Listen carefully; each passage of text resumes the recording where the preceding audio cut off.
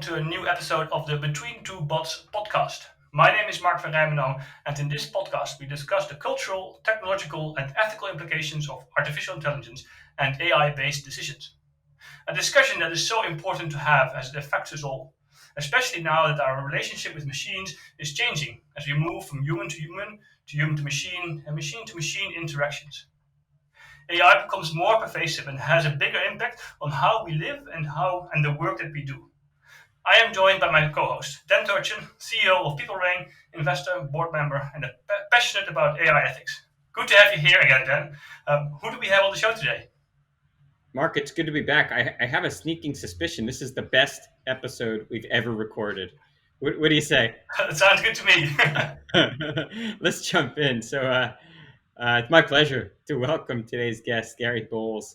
Gary and I last talked on AI and the future of work, my other passion project, back in a couple months ago, back in August of 2021, just before the launch of Gary's shiny new book.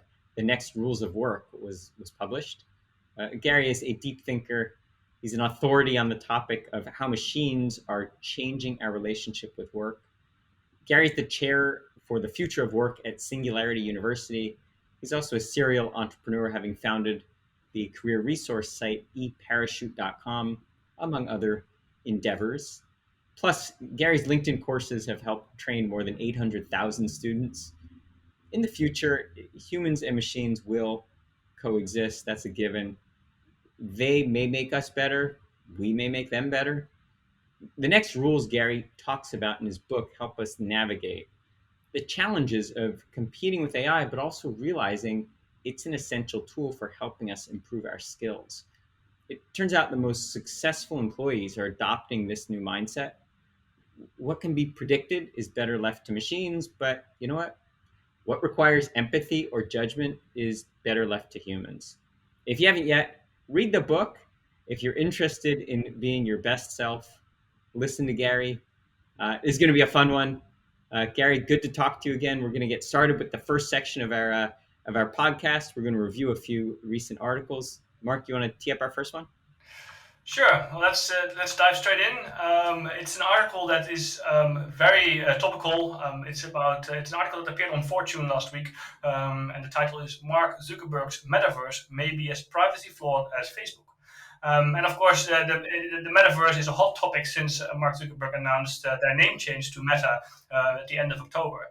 And during his keynote, Zuckerberg said that interoperability, open standards, privacy, and safety needs to be built into the metaverse from day one. And of course, he is completely right with that. If we are going to build this future version of the internet, we need to have privacy embedded in there. We need ethics embedded in there. We need open standards, all these things that he mentioned. However, his track record is very poor. We've seen Frances Hogan, we have her revelations, we have the Cambridge Analytica scandal. They received $5 billion in fines, personal data leaked from about 500 million people. And Facebook's VR push, the after rights, is really not about gaming or a social experience at all. It's about data to sell ads. And the interesting thing is that the data captured with virtual reality is astonishing. It includes motion data, physical data, the size of your hand, how you move in your house, maybe how your house looks, your audio, etc. And Facebook wants to use this data most likely to sell ads. And so the metaverse is not only applicable to consumers, also enterprises will benefit from the metaverse, as Zuckerberg suggested in his talk. Meta is also going after this area. And then the question is, should we and organizations be concerned about Meta's growing control over our private and personal lives? So first off, thank you for the invitation, guys. I'm really looking forward to the conversation. It certainly puts a weight on my shoulders to try to make this the best podcast you've ever done, but I'm going to do my absolute best. So first off, I just want to point out that in the same way that AI is not a thing, the metaverse is not a thing, right? So AI is something we've coined, a label that we've coined for a range of different capacities and characteristics of a certain kind of software, for which machine learning's usually just a little bit more accurate. But the general idea is that we sort of lump these things together and said, oh, these kinds of software all have these similar characteristics, and we'll just say, here's the strengths and weaknesses of it. Same thing with the metaverse.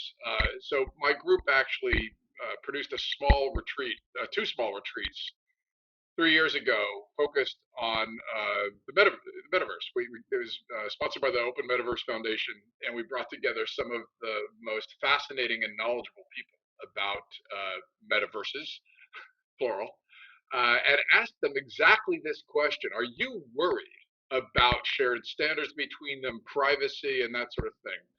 3 years ago, the answer was not so much. And it wasn't not so much in that these things couldn't or weren't already happening, that information about us that we probably wouldn't want people to capture, influence, the access for younger people to be able to be in these spaces, those were all concerns.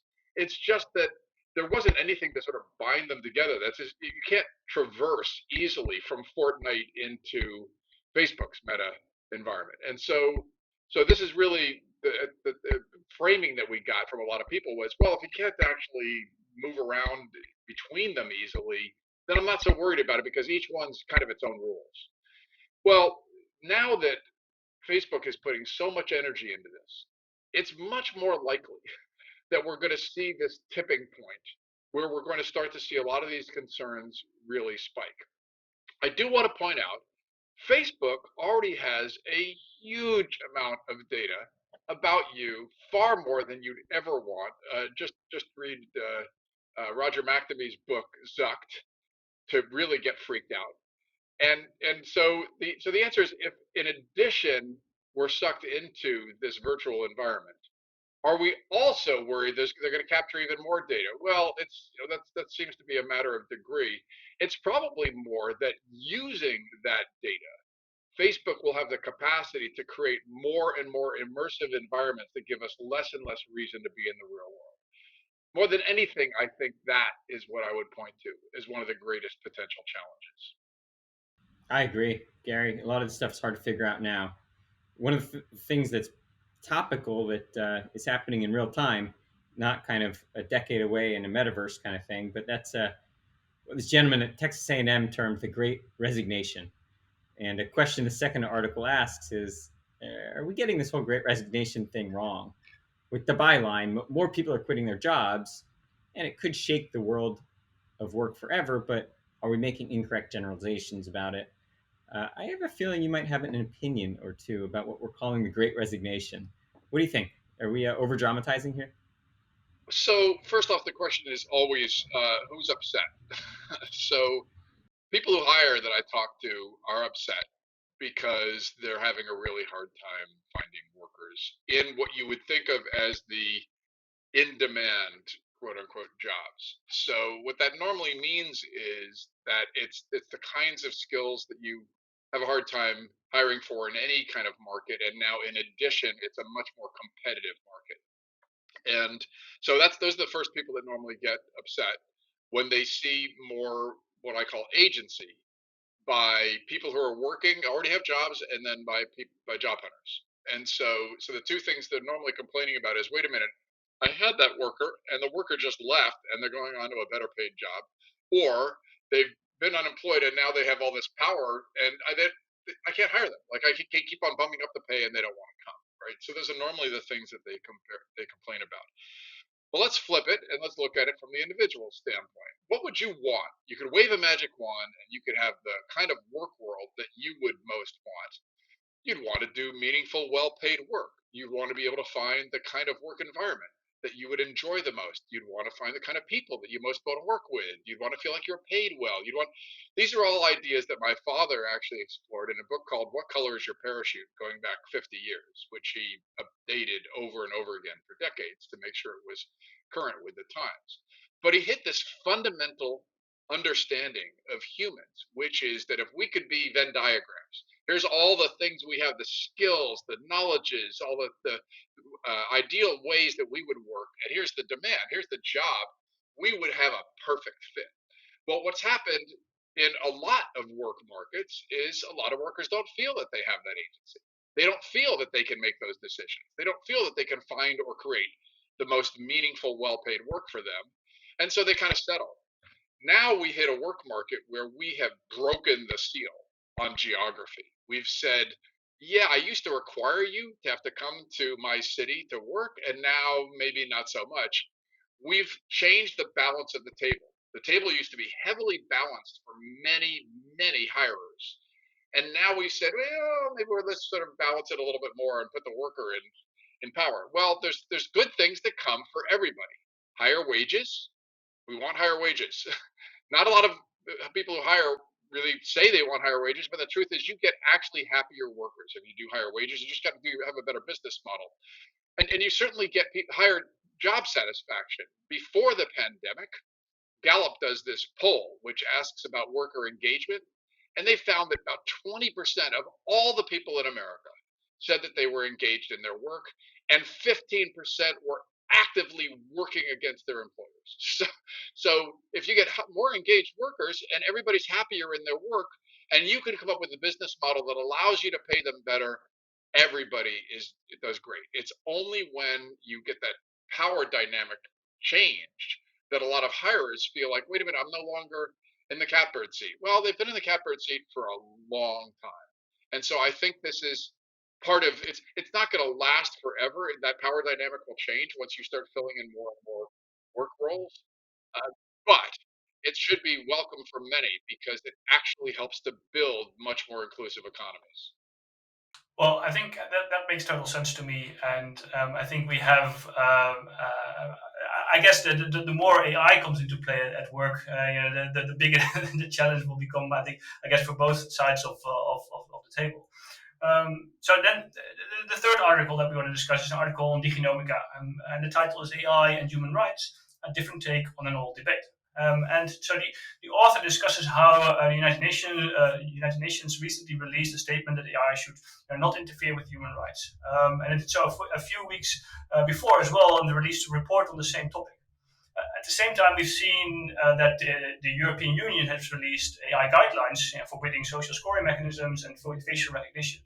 And then the author asks two questions. First of all, why is there so little coming from the US when it comes to AI ethics? But the author also asks the second question, which I think is a more important question, and that is why is it that new technology almost always gets used to the detriment of people? And then the author just quotes Judge Rijmenam from the International Court of Justice in The Hague, the Netherlands, who discusses in a report published by the International Court of Justice that in 1086, William the Conqueror created this concept called Doomsday Book, in which he recorded every farm in England, the number of cattle they had on the farm, its extent and value and depth, who owned it, and how many people were on each farm, etc. So imagine what he could have done, William the Conqueror, if he had access to the technology and the data harvesting that we have today. So what the point that the author is trying to make is that although technology is neutral, there are ample examples of tech being used as a destructive force to human rights. So how do you think, Gary, we could rein in technology, or should we rein in the humans? So first off, I do agree with the contention that the it's normally it's most technologies in the hands of humans, not the technologies themselves. I'm going to argue that technologies of war don't have a lot of other purposes. So it doesn't matter which human is in charge, right? So when it comes to AI, the author of the article is also right to look back in history. If you look at a lot of the big leaps forward in automation, if you go back to the 16th century when a man named Jethro Tull came up with the first automated way to put seeds in the ground by having a horse pull a machine. His intention was actually to completely reduce the cost but increase the quality of work that had only been done by labor up until that point. So that's what you see an awful lot of these advances, these technologies being applied to, is taking something that humans were not doing all that effectively, and you could argue war is one of those, or you could argue that the use of data is one of those, and then applying those technologies. It is always true almost always true. I'll give a couple examples, but there's almost always true that the people that have those technologies are the ones that already have some type of economic and or power advantage. And so what you find, the Luddites were not complaining back in 17th century England. They were not complaining that machines were replacing them. What they were complaining was that the people who owned the machines had tons of money and were paying them really poor wages to simply feed pieces of wood into the machines. And so that's really what happens over and over again is yes, you've got the money, you've got the power, these technologies are created. You're often the person that's most innovative in figuring out how to apply them. And then the question of human rights and how they can continually disadvantage humans. So what are the guardrails that we've found are useful before? Well, first off, because we're traversing, and I think the writer points out this quite correctly, since we're traversing global boundaries, it's an artificial construct to think that a piece of technology stops at a border and doesn't continue in its potential impact. And that's why we need more and more of these global conversations, of which the EU is typically one of the strongest and most early proponents of having these kinds of conversations. So the Luddites in 17th century England, they were not complaining about automation. What they were complaining about was that the people who owned the machines had all the power and could pay them lower wages. And so one of the reasons they went around destroying these machines was not because they hated robots. It's because the people who owned the robots were making decisions about what the value of human labor was. So if the question is, should we be looking at the kinds of technologies, and especially we'll use AI as the example, the kinds of technologies that we're developing, and should we be thinking about the guardrails? So the answer is yes. We definitely need to be thinking about that. And we need to be very vocal and very collaborative because these types of technologies don't respect borders. It's not, the piece of AI doesn't stop working because you're accessing it from another country. And so what we need to do is we need to have the kind of dialogue. We need to keep on expanding our awareness of the technologies and putting guardrails in place and teaching ethics to engineers as early as possible in their careers so that these are not tack-ons or attempts to try to corral technologies afterwards. They are authentically ethical in the way that they're being designed from scratch. So we don't have to keep on thinking of this as a Pandora's box that just keeps getting opened over and over again. Gary, shifting to the second part of the discussion where we're going to pose some thought questions for you. This is a great jumping off point, talking about Luddism, and it leads me to ask you what I think is a softball, and that's so. Given what we've lived through, a theme we talk about on this show is that you really don't want to be on the wrong side of innovation, and you authored a book about the next rules of work. What was wrong with the old rules? So we talked a little bit about some of the old rules, and when you look at 16th, 17th century England, a lot of the automation, the onset of the industrial era, and so on, we used a bunch of rules for the way that we worked, and we had organizational structure. There's a boss, there was often a production line. People had to focus on quality and doing the same thing over and over again. They had to go to a place of work. They had to do it indoors. There were hours they had to work, the number of days for the week, and so on. If those all sound familiar, we've been following those rules for quite some time. So what I show in the book is sort of three waves: old rules, new rules, and next rules. And the old rules are those more industrial era rules. And the reason that we want to jettison them is because they kind of treat humans more as machines. It's really focused much more on productivity rather than on any kind of human-centered mindset. The new rules we actually were thinking about a lot. People were talking about them a lot before 2020. We were talking about more distributed work. We were talking about more ways to be able to collaborate remotely. We were talking about ways to be able to leverage technology to be more effective in our work. And along came a virus, and suddenly all of that was accelerated on steroids. So the reason I talk about the next rules is that we need to surf the next wave, the coming wave, to be able to understand just how we can adapt, how we can be far more problem solvers, how we can be creative in our problem solving, how we can have more empathy in the way that we work with our constituents and each other. All of those are next rules to follow that will allow us to deal with the next, what I call great reset. Today it's a pandemic, tomorrow it could be generalized artificial intelligence. And so we're very likely to see these kind of black swan events over and over again. And if we keep on following the old rules, those are the organizations and the people that had the hardest time in adapting to the Great Reset. So if we look at the role that work plays in human lives, work has always been around. In the Stone Age, work was collecting food to eat. In the agricultural age, it was farming. In the industrial age, it was working in the factories. In current age, it's office work to a very generalistic extent, and working in factories as well. And tomorrow work will evolve even more. The more we have AI augmenting our work and playing a role in our work, it will change work more and more, and maybe leave less work to us or not. So it has always been fundamental to our lives, but how is it part of the human experience, work, the concept of work, and how do you think it will change over in the years to come? So work fundamentally, mechanically, work is really just three things. It's a problem to be solved, whether it's a dirty floor or a complex market entry strategy. How do we solve problems? We perform tasks. It's a dirty floor, we go and get the broom. How do we perform those tasks? We have human skills. So that's kind of it. Human skills applied to tasks to solve problems. So what is really a big shift increasingly is we're seeing more and more work roles constructed in the context of the problems to be solved, as opposed to the set of tasks to be performed. The old rules, it was just a set of repeatable tasks that you might try to do more and more efficiently. The next rules, the real mindset shift, is to think about how we can continually position ourselves as problem solvers, how we can construct roles as problem solvers. But you actually hit on a key aspect of this, which is really the fundamental meaning. And I use the word meaning a lot. Sometimes people use purpose.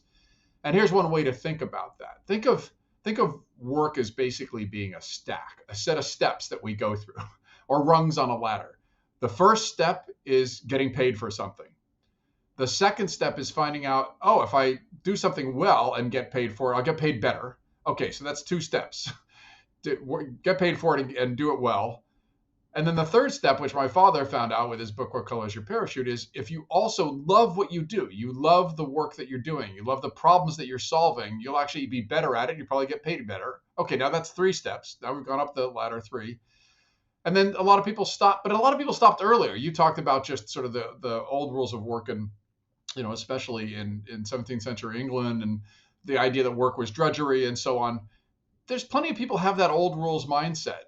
That's how we get paid for, and maybe you get paid well to, it becomes a vocation. There's a fourth step, and that's if you also do what the world needs, right? So if you think about that as a stack, a sequence of steps, the old rules were get paid, do your work. Maybe you could love what you do, something my father pushed for, and then you'd stop there. And then maybe when you retired, you would do volunteer work. Well, young people nowadays are flipping the stack. They first come into the work world and say, what does the world need? If I can do that, then I'm going to love what I'm doing. If I love what I'm doing, I'm going to get good at it. And if I get good at it, I'll get paid better. This is why parents ask me all the time, why won't my kid get a real job? Why does my kid keep talking about purpose? CEOs of companies ask me, why do these millennials, which is code for young people nowadays, why do these millennials walk into my company and ask me what our purpose is? I just gave you the reverse stack. They're going to start with meaning. They're going to often start with purpose. And so that's a luxury if you live in a refugee camp. That's a luxury if you were born into a ghetto. You've got to just do what you can do to make money, and perfectly understood. You're at the bottom of Maslow's hierarchy. But the potential meaning of work can be that you are actually doing all four of those things. Those are actually called ikigai in Japan. And in Okinawa, the world's longest living people, profiled in the book Blue Zones, They think that a life is not well lived if you do not have all four of those aspects of ikigai in your life. So just to go on a little bit deeper on that part, because I think that's really fascinating. And so if the millennials and Generation Z and in 10 years Generation Alpha, I think we have now already coming up and entering the market, the labor market, and they all have this quest for meaning. What will the effect be on society in a wider perspective? So first off, younger people know that older people like me screwed up the planet. We had a perfectly nice planet, and we broke it. That's why we can't have nice things. So they see that, and they have these digital distraction machines that they doom scroll constantly that tell them just how many bad things there are in the world. And there's a peculiar part of our human anatomy, the way that our minds work, that we're biased towards looking for the negative. So they can see it. Don't have to go looking hard. So you know that the planet has a bunch of big challenges, and so the parents that are following the old rules are trying to convince them, no, go to the right school and study the right thing and get into the right industry and get the right job. And then, it's too many rights that make a wrong. What ends up happening is they're following those old rules that maybe your parents or your grandparents followed and were able to feed their family and put a roof over their head. That's great. Today's young people know that is not the new bargain. They know that no company is going to give them guaranteed long-term employment, as many companies used to. They know that they have very, very little opportunity to participate in any kind of collective bargaining or action because membership in unions in the United States is at an all-time low. They know all these things to be true.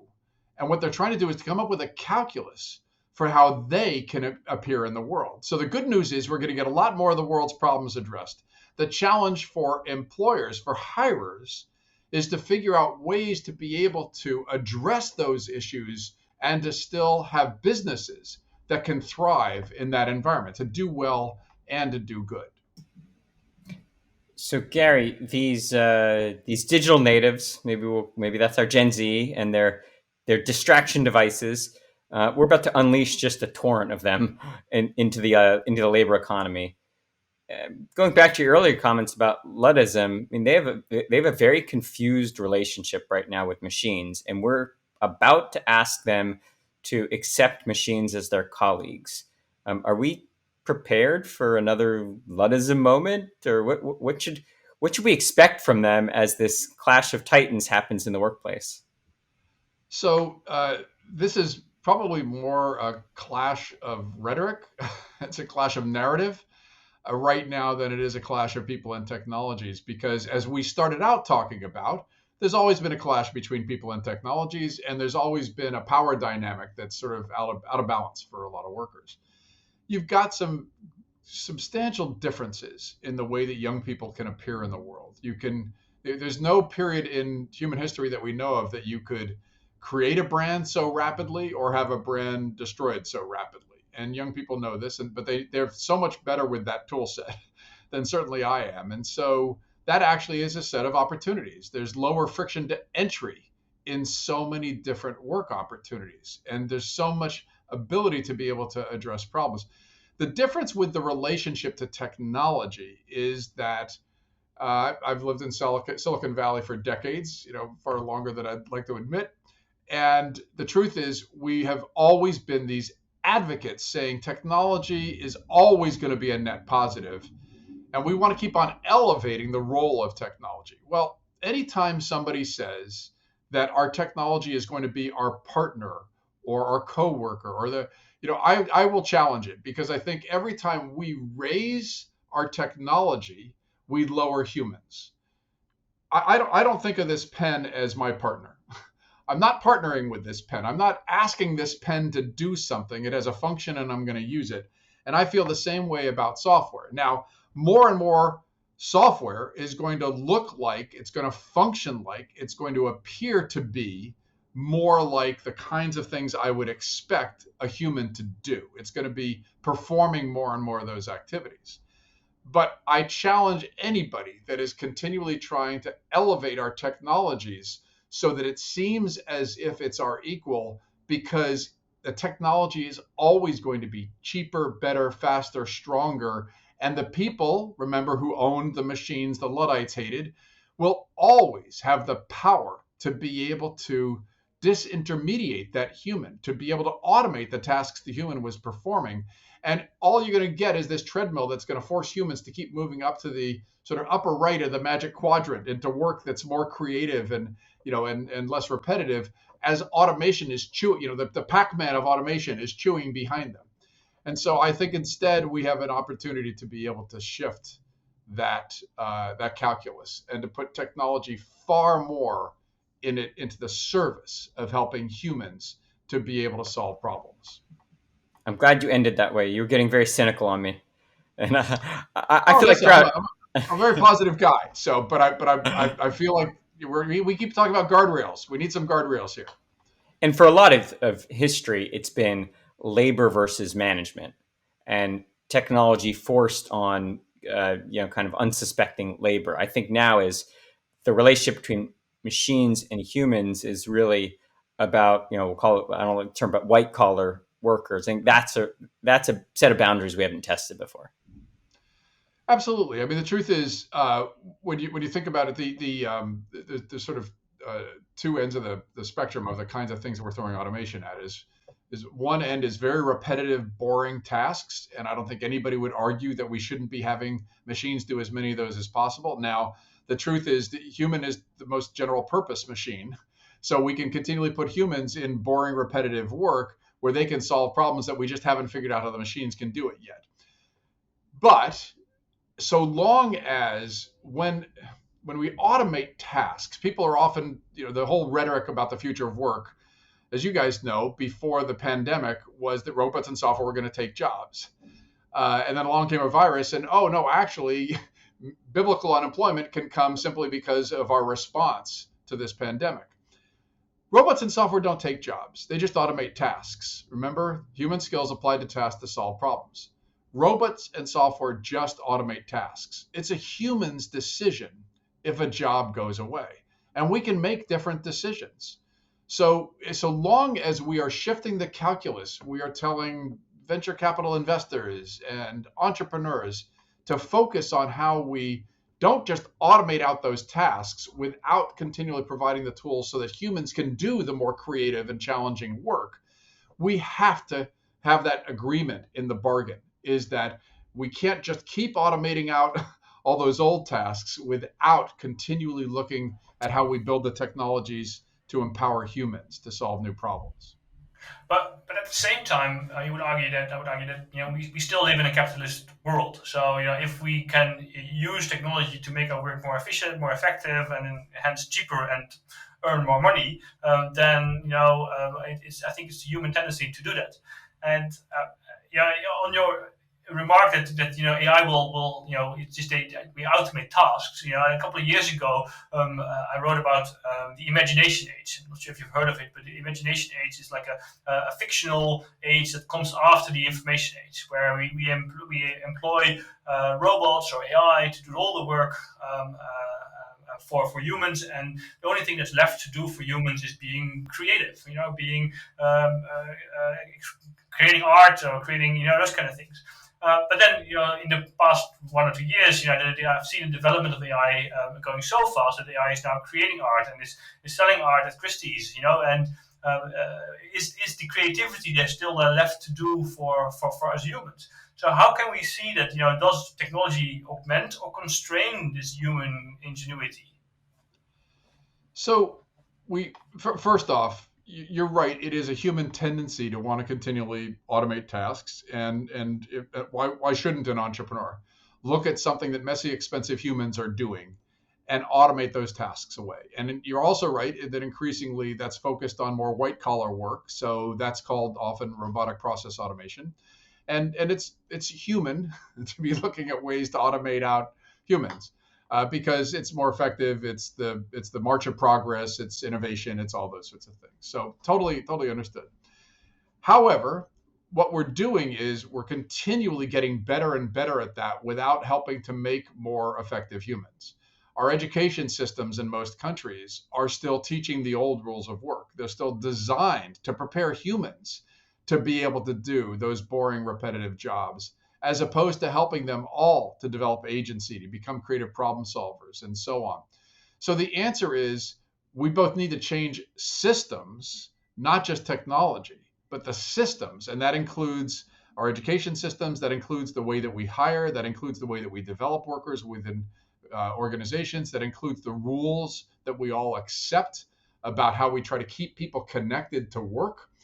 And if you upgrade all those things, then the technology actually can continually help people to be able to develop their own superpowers. And I think of superpowers as the intersection of what you love and what you're good at, back to the Ikigai model. So we all have things that we love to do, and we all have things that we're good at. And the more we can help people to get better and better at the things that we love to do and to solve the kind of problems that we most want to solve, then the happier everybody's going to be, so long as there is enough demand for that kind of work. And if we're also encouraging people to be entrepreneurial, or encouraging them to solve new problems they never solved before, to find new problems that they've never solved before, then everything works out, so long as we've got the right system that allows them to continually match up. And some countries do that really, really well, and some countries like the United States do that very, very poorly. So these are all inevitable opportunities to be able to keep on automating those tasks, so long as we change our mindset that what we want to do is to make sure no human gets left behind. It is actually a failure of our systems if we've got somebody who is long-term unemployed, if we've got somebody who lives in a ghetto in a refugee camp and does not have access to meaningful, well-paid work. So Gary, in the opening, I said tasks that require empathy or judgment aren't good candidates for automation. Now, you've got an interestingly large platform of over 800,000 learners that have taken your courses on LinkedIn. If you get on your soapbox and you're telling them skills that they should invest in that will make their careers future-proof, what's your message to them?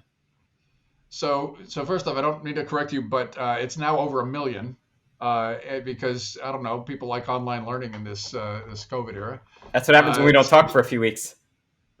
So the answer is, first off, I want to encourage, if there are parents out there, if there are people that hire people, that we're not just talking about young people and what they need to do. We're talking about the kinds of things that those of us who are older need to encourage and provide the opportunity to learn and teach them ourselves. This isn't just putting it on the shoulders of the young people. So with that framing, I'd say there's two basic kinds of skills. There's bodies of knowledge, bodies of information that are rooted or anchored in an arena. And I call those know skills, K-N-O-W, knowledges. And those are bodies of information that increasingly we're going to pick up from these digital distraction machines, just in time and just in context. We're going to learn more and more things to solve the problem right in front of us, and we're going to do it as we're solving the problem. It's these more flex skills, as I call them, skills usable in a range of different situations, that we need to continually change our educational institutions, change our training processes, change work, so that it's focused on helping people to learn, develop, and improve these flex skills usable in a range of situations. So if you were really good at persuading your parents to let you stay up past your bedtime when you were 5, you're probably going to be really good at persuading people when you're older. So how can you continually develop those skills that are usable in different situations? So I point to 4 of those. If I could wave my magic wand and give everybody, and I refer to them rather quickly earlier. First off, problem solving. Everybody's got to be good at problem solving. Problem-centric work. You need to be able to continually solve problems you've never seen before. Second is adaptive. Exponential change, like done. We've all seen the exponential infection rates of COVID. We're in a world of exponential change. And so we're going to need to be able to continually adapt. And the skills for adapting are quite well developed. We know that there's ways to train people to be far more adaptive. Third is creative, and you've said this over and over again, is creative problem solving. That's what's going to keep us ahead of robots and software. And then you also mentioned empathy. Empathy is another unique skill, the capacity to not just empathize with our coworkers, but to empathize with the stakeholders of the organization, to empathize with the problems of people you've never met. Now, it just so happens those 4 skills in English spell PACE. And because I talk about the pace and scale of change so much, that's actually why I think it's so important for us to bake into our learning processes, into our parenting processes, into our training processes and organizations to focus on helping to develop problem solvers who are adaptive, creative, and with empathy. So if we are living in this exponential times, which I completely agree with, especially because of the convergence of technology, things are going faster and faster all the time. But if that's the case, then the end of this decade the world will look fundamentally different than the start of this decade. What will be the effect on the workplace? Should we expect some incremental change, or is there something cataclysmic ahead when it comes to work and doing work? No, that's an excellent question. So I typically point to there being 6 different aspects of work. And in the book, I've put this into something I call the Aristotle canvas. Aristotle used to ask 6 basic questions, and they're the 6 W's: is what, where, who, how, why, and when, right? And so what ended up happening with the Great Reset, as I call the impact of the pandemic, is we know where for many people changed a lot. And so, but there's also who you work with and when you work and how you work that were also affected, because you now had to adapt to a different context. Many people had not worked from home. Most companies did not have work from home policies. What is really, really likely is we focus so much on the workplace right now, a physical location that we do work, because the old rules of work, the factory mentality that we inherited. When I lecture, I often show a picture of a horrible commute and a big cubicle farm. And the caption says, "Remind me when this was ever a good idea." So we had this mindset that the only place we could do our work, the only where, was around other people. And one of the major reasons was because one of the characteristics of the old rules of work was what I call management by surveillance. You didn't trust a worker to do their work unless you could see them. And then suddenly you had forced trust, and you had to grudgingly admit, well, they kind of did their work pretty good. And maybe they even worked a few more hours, as the data shows. And maybe they even chose to do it at the time of day they felt they were most productive. So these are the changes I think are going to be the most lasting, is we've sort of opened Pandora's box. We've said, okay, yeah, you could work for a while in some other place. Now we have to understand, we got to determine, we got to figure out together, collaboratively, how we think about work context. That is, when and where do we need to do what? And so the companies that are going to do the best with this, the organizations, are the ones that are going to see this as an ongoing dialogue with every worker, every team, every division, every geography. Think of it as a Venn diagram of all those different aspects of your work. And if I empowered you, I gave you a magic wand to do your best work in the place where you needed to do it during a given week or month or year, that would be a set of ongoing agreements between us, between you and your team, between you and your customers and your stakeholders. That would be a constantly shifting landscape. The organizations that are going to be able to deal with that calculus, to have that kind of flexibility, are the organizations that are going to win going forward. And the ones that want to bungee cord back to the old rules of work and force people in 9-to-5 offices and horrible commutes, there's always going to be work that requires that. You can't deliver a meal unless, I can't hand a meal to you when you're sitting in a restaurant unless I'm in the restaurant as a waiter. But there's lots of work that is going to have more and more of that flexibility, and that will be one of the new skill sets for those who hire.